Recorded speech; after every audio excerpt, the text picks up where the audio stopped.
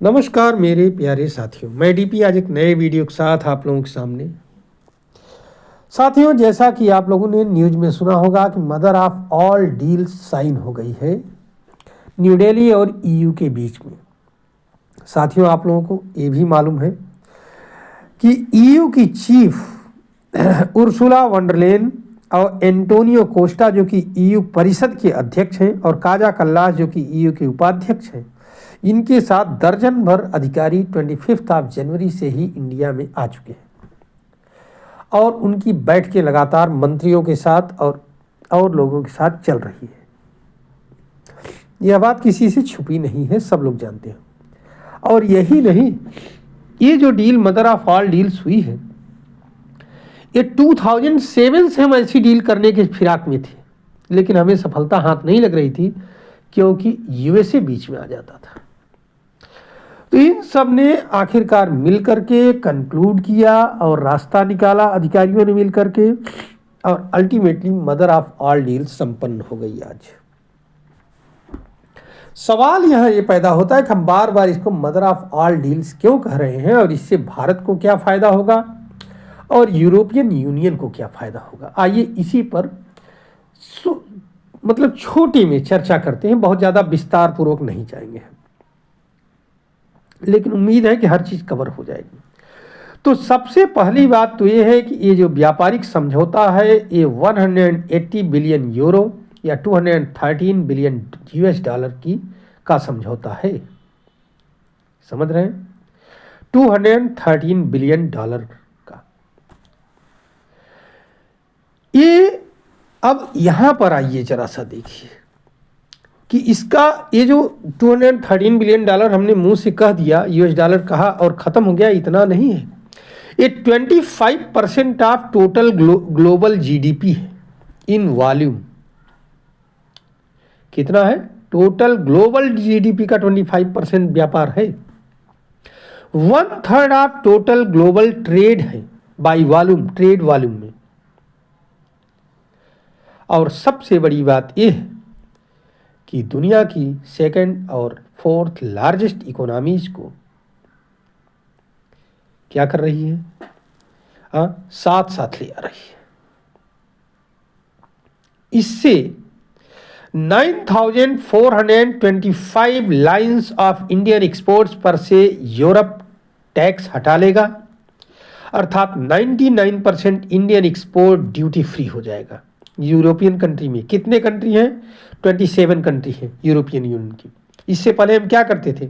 पता लगा कोई समझौता फ्रांस से किए तो फिर जो है जर्मनी नहीं मान रहा है, जर्मनी से करते थे तो फिर स्लोवाकिया नहीं मान रहा है, फिर स्विट्जरलैंड नहीं मान रहा है, मना रहे। ये चलता था हमारा।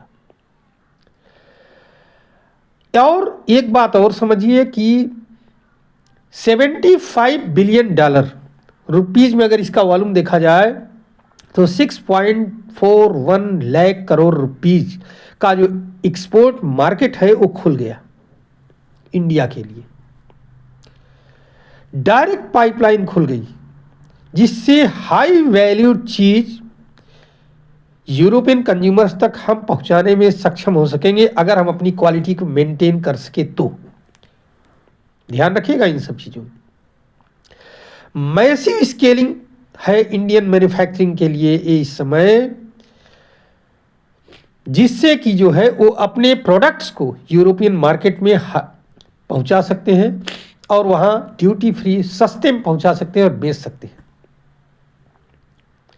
इस तरह से यूरोपियन, अब यूरोप, ये तो रहा इंडिया के पक्ष की बात हमने कह दिया। और कुछ और तो और इससे यूरोपियन बाजार, यूरोप भी अपने तमाम प्रोडक्ट्स को इंडियन मार्केट में, जो कि दुनिया का एक बड़ा कंज्यूमर मार्केट है इंडिया का, वहां पहुंचा सकता है।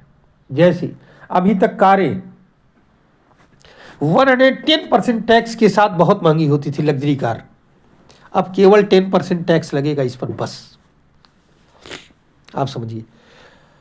तमाम, जैसे फ्रेंच की वाइन, फ्रांस की वाइन थी, है ना, और भी तमाम प्रोडक्ट्स हैं जो कि अभी तक बहुत ज़्यादा महंगे हुआ करते थे, अब इंडियन मार्केट में ये सब सामान सस्ते हो जाएंगे। तो इंडियन भी इसका लुत्फ उठा सकेंगे।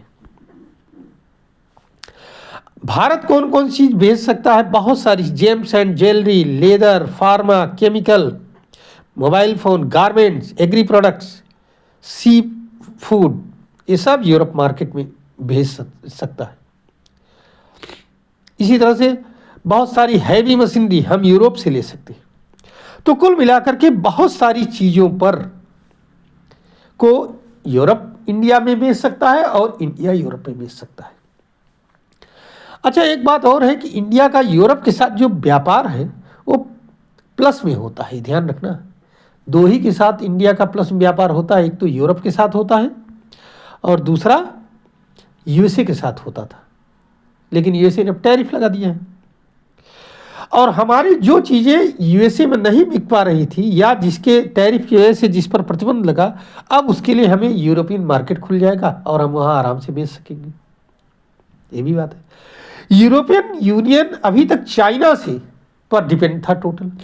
अगर आप 2014 तक का आंकड़ा, 14 से लगातार आंकड़ा देखें व्यापार का, तो यूरोपियन यूनियन लगातार निर्भरता चाइना के ऊपर कम कर रहा है, क्योंकि उसको मालूम है कि एक देश के ऊपर जो निर्भरता है वो ठीक नहीं है। इसमें क्या करना है? इसमें जो है हमें यूरोपियन देशों ने चाइना +1 सप्लाई चेन बना लिया, बनाने में सफलता पाई है कि मान लिया अगर किसी कारण से चाइना कुछ करता है, रोकता है या कुछ भी समस्या पैदा करता है, तो इंडिया से वो चीज़ें ली जाएंगी, सप्लाई लाइन खुलेगी और इससे इंडियन मार्केट में एक बहुत बड़ा बिजनेस क्रिएट होगा। अब इसका लाभ हम कितना ले पाएंगे, उम्मीद ये किया जा रहा है, अभी इस पर हम लाभ पर नहीं जा रहे हैं, अभी थोड़ा सा और हम चर्चा कर लेते हैं तब फिर बताते हैं कि अंदाजा ये है कि 7 से 10 सालों के अंदर ये मोटा मोटा बढ़ करके अभी जो $213 बिलियन की बात हो रही है, ये $400 बिलियन तक पहुंच जाएगा।